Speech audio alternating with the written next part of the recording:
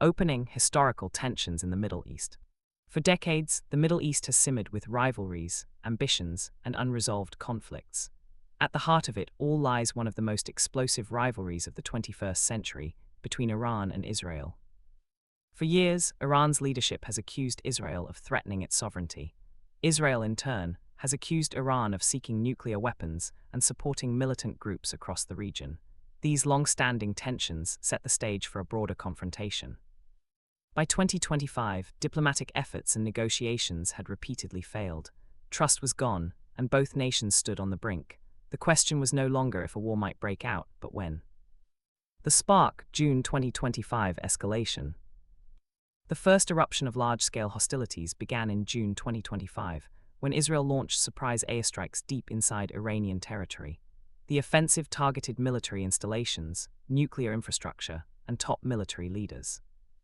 Iran responded with waves of ballistic missiles and drone strikes, attempting to strike back at Israeli cities and military sites. Civilians on both sides were caught in the crossfire, and infrastructure was severely damaged. This confrontation, known in many reports as a 12-day war, was the most violent episode between Iran and Israel since tensions began rising. It drew regional and global attention, and though a ceasefire was reached, mistrust remained deep. Escalation into full-scale conflict, early 2026. By early 2026, tensions had risen again.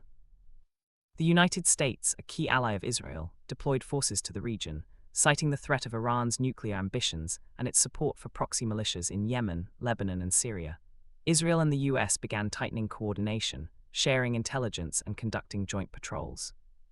In late February 2026, a coordinated offensive, described by some officials as Operation Epic Fury, was launched. This was no longer a limited exchange of missiles. It was a strategic campaign designed to dismantle Iran's military capabilities and leadership. Israeli and US aircraft struck critical Iranian military infrastructure, radar stations, and command networks. Iranian air defenses scrambled, but the scale and precision of the strikes were unexpected. The strikes sent shockwaves across the region. Countries neighboring both Iran and Israel braced for what many feared was the beginning of a full-blown war. The decapitation strike. Among the most dramatic developments was a targeted strike on the highest echelons of Iran's leadership. On February 28, 2026, coordinated airstrikes by Israeli and US forces targeted key command centers in Tehran, including locations associated with Iran's supreme leader, Ayatollah Ali Khamenei. According to multiple international news sources, Khamenei, Iran's highest authority and a central figure in its foreign policy, military strategy, and ideological direction, was killed in these strikes. Alongside him, several senior Iranian military commanders and advisors were also struck down. Reports suggested that coordinated intelligence was used to pinpoint leadership gatherings, enabling a swift and highly precise operation.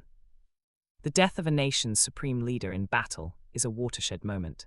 It sent immediate shock through Tehran and reverberated across capitals around the world.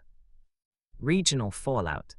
Iran's government, reeling from the loss of its leader, declared a period of mourning, but mourning rapidly turned into a vow of revenge.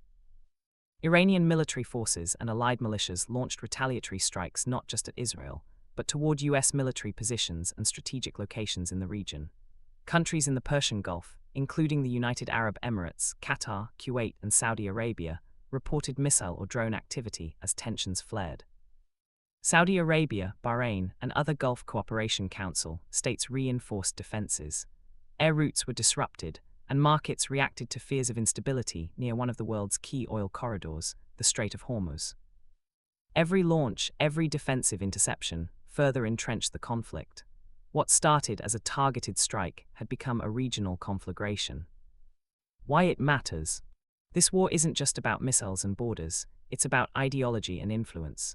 Iran's government had long projected power through support of proxy groups like Hezbollah and other allied movements. Its strategic depth in the region was built over decades.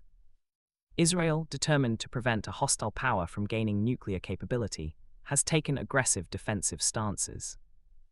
The involvement of the United States signaled a broader geopolitical alignment and a willingness by Washington to commit to its alliances against perceived threats. The killing of a supreme leader marked a rare and historic escalation, one that could reshape the geopolitics of the Middle East for generations. End note: what comes next? As of now, the conflict shows no clear end in sight. Retaliatory strikes have continued, civilian casualties have risen, and diplomatic channels remain strained. The world watches closely as Iran restructures its leadership, regional powers take sides, and global markets feel the ripple effects. In the end, history will judge this chapter not just by the battles fought, but by the diplomatic bridges built, the choices leaders made, and the lessons humanity must learn to prevent future wars. This is the story of war, strikes, and leadership collapse, a history still being written today.